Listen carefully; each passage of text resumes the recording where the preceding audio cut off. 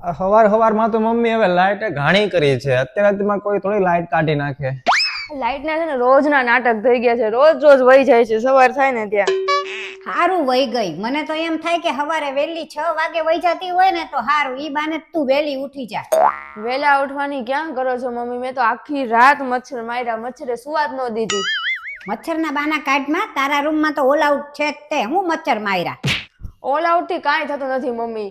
તો કાંઈ નહીં, પણ લીમડાનો ધુમાડો કરાય અને હારો રૂમ બધો વ્યવસ્થિત સાફ રખાય. તને ક્યાં એવી કાંઈ ખબર પડે?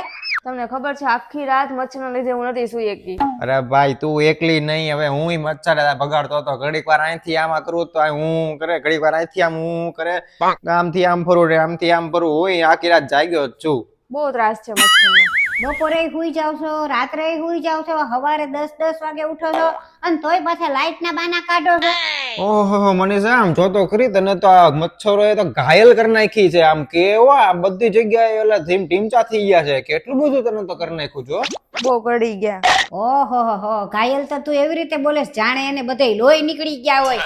આટલામાં હું કાંઈ થયું નથી. આવું તો અમને રોજ કેટલી વાર મચ્છરા કરડી, અમને તો કાંઈ અસર નથી થતી. તમને જ બધું થાય. આ લાઈટ વિના હવે મને નહીં ગમે. હું એક કામ કરું, મારા ઘરે વહી જાઉં. નહીંતર આ મચ્છર તો મને કરડી જ જશે વધારે. ના ના ના, તારે કાંઈ કરવાની જરૂર નથી. હું છે ને હમણાં સાંજે જનરેટર નખાવી દઉં આખા ઘરમાં, એટલે કાંઈ ચિંતા જ નહીં. જનરેટર એવું નખાવું, ભારે નું નખાવું ને કે તને આમ અઠવાડિયા સુધી લાઈટ નો આવે ને તોય વાંધો નહીં. વાહ રે વાહ, વહુની હાટું જનરેટર અને માની હાટું તો કોઈ દી આ પેપર થી હવા નથી નાખી.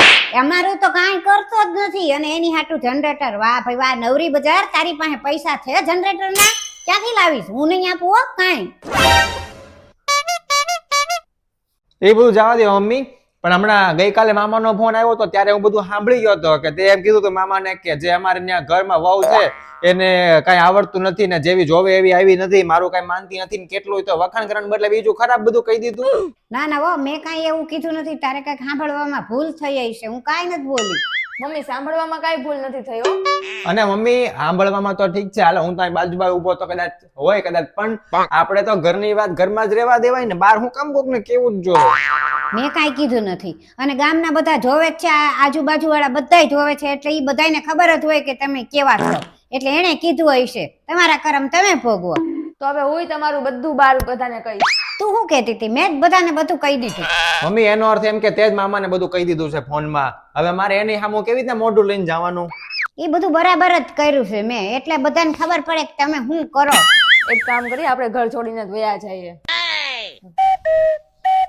હા હા, જાઓ જાઓ, જ્યાં જવું હોય ત્યાં જાઓ. એવી જગ્યાએ જાજો કે જ્યાં કોઈ તમને ઓળખતું ન હોય અને નેટવર્ક ન આવતું હોય. કારણ કે મેં તો આખા કુટુંબમાં કહી જ દીધું કે આ બધા કેવા છે. ચાલો ચાલો ચાલો પાછા.